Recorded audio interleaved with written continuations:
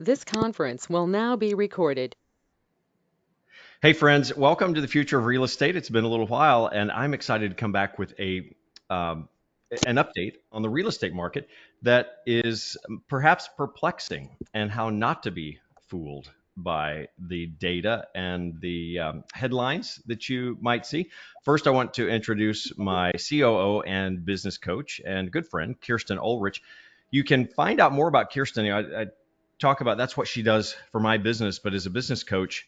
Um, and I always have to turn around. You can see right here the On Purpose Growth Plan coming out in its second edition here. When, Kirsten? A couple of Um, weeks. So it's actually uploaded and we're within 72 hours it's going to be live, but the Audible version, the audiobook will be in the next 10 days. And so that's super exciting. that is exciting for people like me who read with their ears. Me And too. I can't wait to listen to it myself. some other exciting stuff coming. The Baskin report is back in Yeah. print, and that is scheduled for a couple of weeks from now. So if you're not on that list, you can find out more at darrylbaskin.com. Just become part of our family here, real estate family and clients for life. So we'd love to have you. Special thanks also to the people who have for years been a part of my team and made this kind of production possible because it takes time to piece all these things together and to do more than just open some doors and churn some houses, but to be part of the community, helping us do some of the events we do. If you caught our movie event recently, we hope we'll have another one coming in this December for Christmas. But Integrity Title and Abstract, or Integrity Title and Closings, does our abstract and our attorney side of it.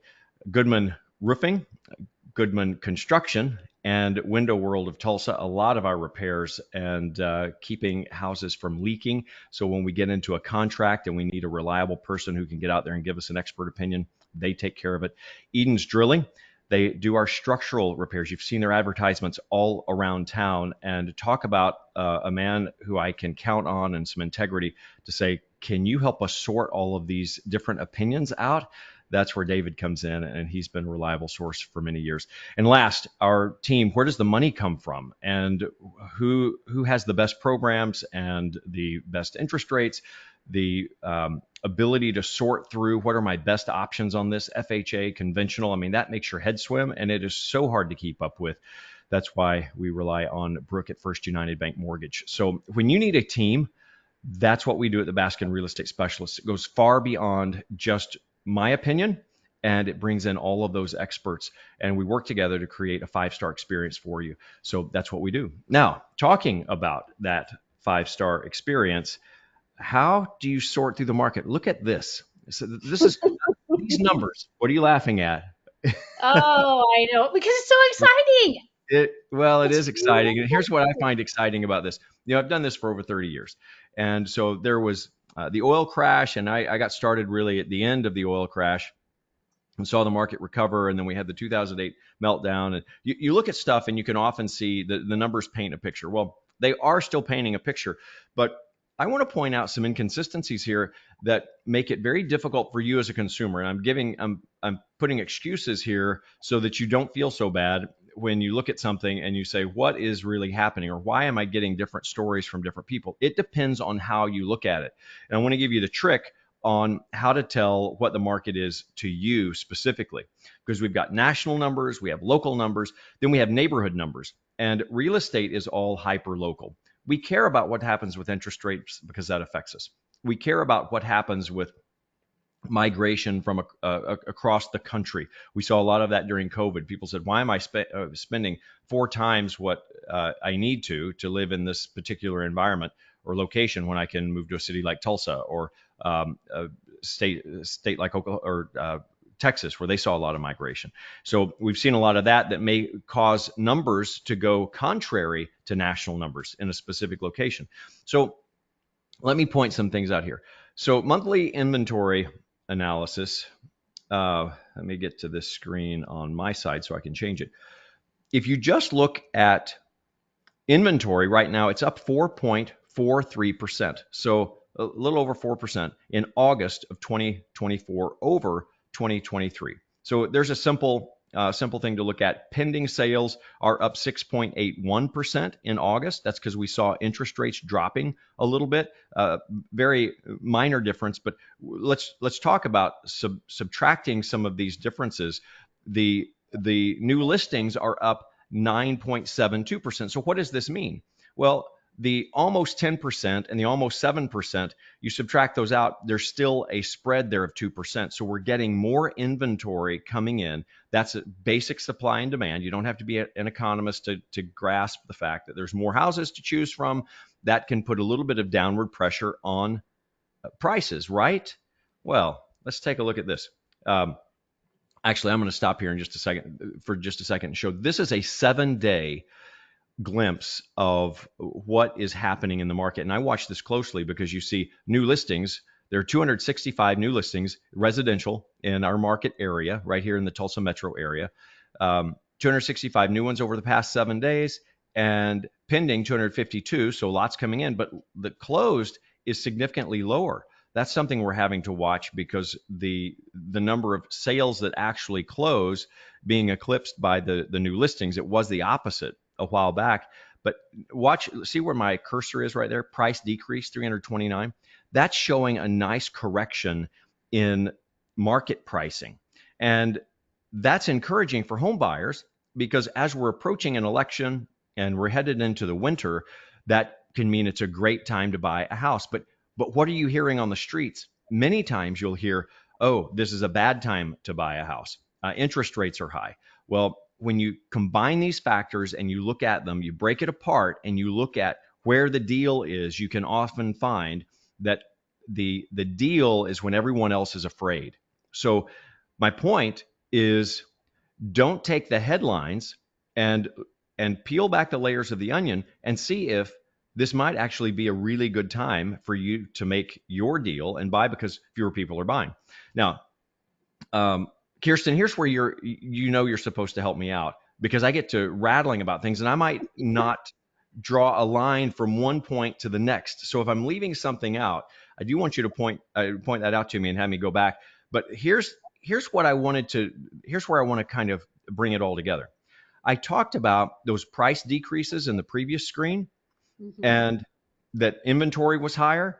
And yet, look, the average sold price at closing is up still year to date in 2024. It's up 6.25%. It's up 11.64% over a 2-year period. So what does this mean? And by the way, look at just August, not year to date. Look at just August. Now, it's just 1 month, of course, but that's almost 14%. What we're looking at is the effects of inflation on our local housing market. And when you start looking at where demand can come in, there's inflation, interest rates, and demographic shifts. And as many people know, I have a certification and the area's only certified divorce real estate expert. That's a real thing. And what that means when you're dealing with divorces, we don't consider this often as it affects housing units, is when a couple gets divorced, you go from one housing unit, a family, to 2 housing units, a divorced husband and a divorced wife. And now you have 2 houses that are needed. So you take 2 rich people and you make them 2 poor people. And that's where we can have a higher demand on lower valued home or lower priced homes and can end up with some excess inventory on the upper end. And so these are really important dynamics to look at, and they don't show up in headlines and numbers, but it's what can drive the numbers. And it doesn't take. Yes, ma'am. So let's go back and Yes. Let's look at the graph before this one. This one? Yeah. And let's just talk about that for a second because you said something interesting. And I think this is important based on the value of your home, right? Is we're seeing price reductions at what level of home, and we're seeing homes sell at what price point. And so when it makes a difference what price point your home is currently listed at, right? Correct. And there's an entire different breakdown on that, which I didn't take screenshots of that to show, but that can be in the level of a 4-bedroom home. Like, what is the difference between a 4-bedroom home and a 3-bedroom home as far as absorption rate? If you are talking to a realtor and they don't bring up absorption rate in the process of discussing your price, you need to find another realtor, because the absorption rate is the speed at which the current inventory is being absorbed into the market. And if you're not watching that carefully and why they're going into the market, for example, I'll give you a classic one here. A house that is a two level may sell at a different rate, a two-story versus a one-story. House with a three-car garage versus a two-car garage in different price categories. Homes with land versus homes on small lots. They all have different levels of competition and available inventory.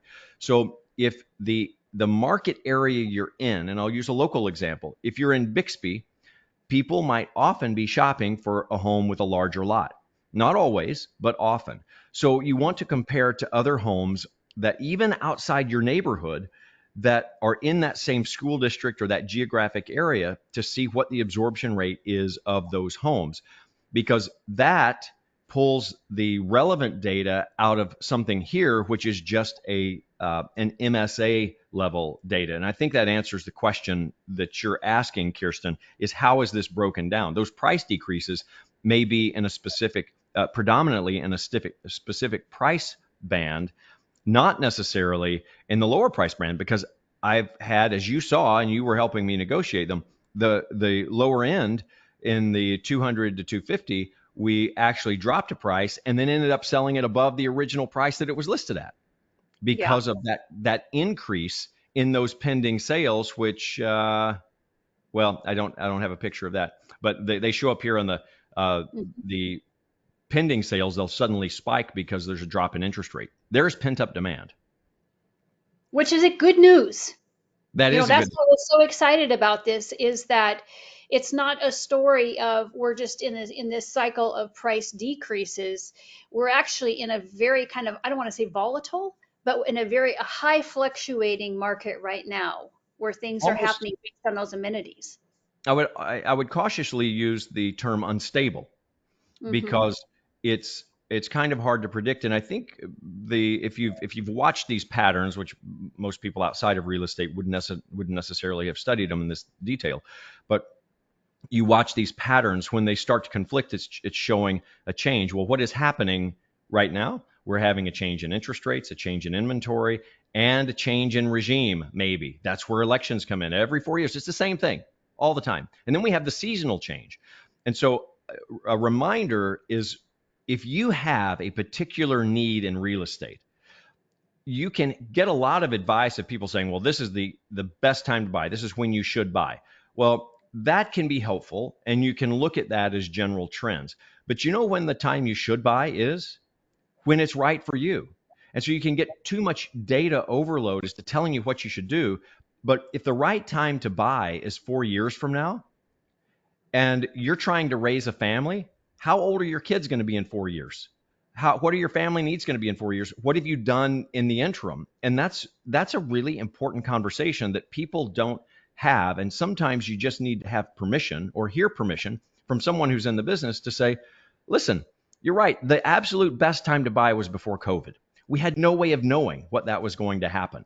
The next best time to buy, kind of like planting a tree, is today, when you can make use of the house and extract from those bricks and 2x4s and sheetrock the value and the use that you have of it before you go on to another phase of life. Sure, if that's renting for you, then so be it. But for most of us, it's making an investment to purchase. And we don't, in the real estate community, I don't think we do the public enough service by having that conversation and just expressing the need. That's a very different conversation from what you would discuss as an investor. Sure, an investor isn't looking for their own personal need.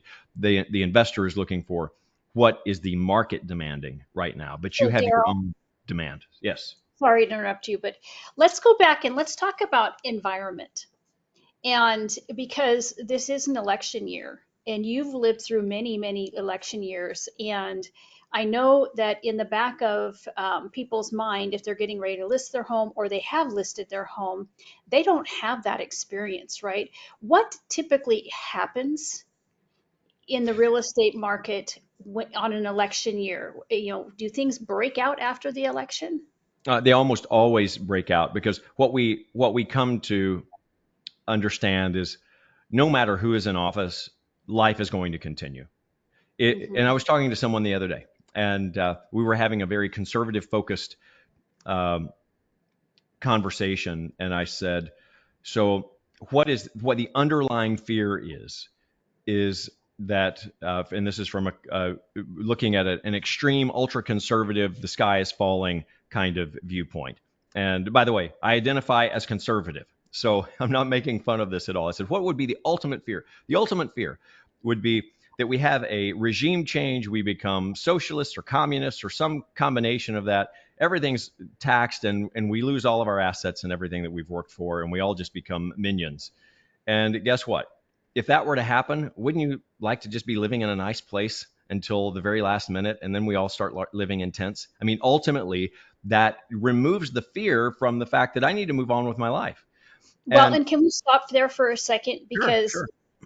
that word, fear, Yes. is actually the reason there's a paralysis in the market right now. Is this is fear based, regardless of what side of the fence you're on. Well, let me break this down even further because and this gets in the weeds, but I hope you're enjoying getting in the weeds here because there's a psychology to this whole thing, and it becomes oh I forget the guy's name. It's Gad something or other, Saeed, um, and he talks about a parasitic mindset and these ideas that get in our brains and then become kind of uh, they're parasitic and they just keep growing and they're against the natural laws of human behavior. So when everyone else is afraid and the numbers say that this is a good bet, then that's the time to move forward. So And we data can't driven, really, what's that? data driven decisions instead of emotional decisions. Make your Correct. decisions based on data. And we see this with investors, even investors who are supposedly the pros, they are looking for frequently the absolute guarantee that uh, there, there's there's no risk in a particular investment. They're looking for the best guarantee there is.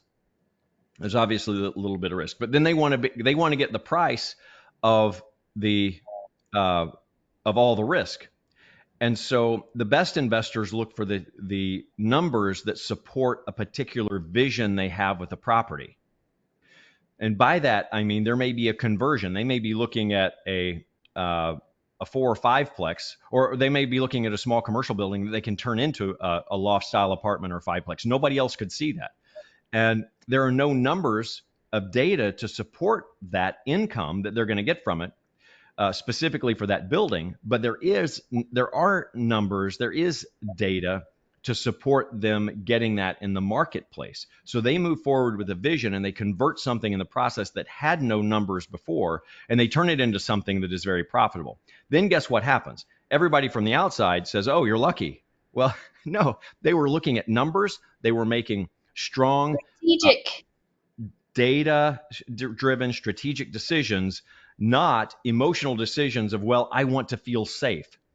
I frequently refer to my profession as being a professional gambler. And of course, that gets a chuckle because I'm not a professional gambler in the sense that you go to Las Vegas and you gamble away money for total risk. But it's how do you move forward with real estate decisions that are based on the lowest amount of risk for the return of the decisions you're making. Mhm. And I'm doing that with my home sellers every day. There's always risk in everything you do. There's risk of waking up and taking a breath in the morning. You might not get your next one. Your heart might not beat the next time. So how do we create the best risk? Well, we eat well, we exercise, we do all these other things. Real estate's the same way. You look at the numbers, you evaluate it based on what demographics are. Who is creating the demand for this? Is it young single people? Is it retirees who need single levels? That's how you can see how we've gotten in the weeds here. I mean, to the average Mhm. person selling a house, you don't have to talk in this much detail, but your realtor needs to be able to have a full grasp and understanding of how do these numbers come about and how do they specifically apply to your house, your neighborhood, your square footage, your number of bedrooms, the age and style of it. Does it have the flair that the current buying market wants? Mm-hmm. All of that stuff matters. And here we have, this is my final slide, and I've been showing it here all this time, and maybe just some time to let it sink in. End of August and active during August. So this is not the same as a year to date, because active inventory is showing only the active listings. At the end of August, 4,817 listings, as compared to those years in between 21, 22, and 23, we've seen that jump up. So that's a 20% increase. That is where we might see some more downward pressure on prices. But remember, while all of this is taking place, we've taken out of the equation how much it costs to build a brand new home. So these old homes can't be replaced anymore. They are replaced by brand new homes, which are different construction, which are usually further out in the growth ring, unless there's a fire or some sort of calamity that destroys a section of a neighborhood. You only can rebuild at the cost of new construction. So old homes are brought up in value because of the inflation of construction of new homes. That's why we can see a neighborhood that had been overlooked for decades suddenly grow in popularity again, because it's no longer economically impossible to go in and make money. So investors will go in, or young couples will go in and buy homes that they can fix up, and then they have a good profit to put on their next home in 5 to 10 years. So that's the dynamic of what we're seeing in the market right now, and where COVID, all the craziness during COVID has been so beneficial to improving our real estate market as a whole, because it's made things pre-COVID impossible for the economy to filter to now bring them back to life. And you say that, and I say that, and of course that's hurt some people because it increases cost. That's the inflation, but it's also the education of that helps you see where the opportunity is and how you can make more of that for your family. So really important stuff here, and that's why we are advising in these paths, because real estate is a financial decision. It's a lifetime financial decision, and just choosing somebody to throw a sign in the yard and put it in MLS is not the way to make a strategic move for your family's largest investment. And it's important to have these conversations. And future return on investment. It's not just future return on investment. So this is great, Darryl, really helpful. And I think everyone's really going to enjoy this program. Well, thank you again. Really, I want to say thanks again to our partners. First United Bank Mortgage, Goodman Roofing, Window World of Tulsa, Integrity Title and Closings, and also Eden Structural for being partners with me and helping us through each of these very complex transactions that we can get into, and helping you make better decisions with your money to get to the closing table. So make sure you're following us, Darryl. BaskinRealEstateSpecialist.com. You can also find us at HomeGuideTulsa.com if you want to shop for houses, look at the entire MLS all in one place, and know that you're getting the most up-to-date data right there. Tulsa.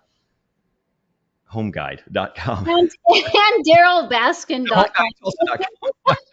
So there are multiple ways that you can get this information. So great job. Thank you. All right. See you all next week. All right. Thanks. Bye.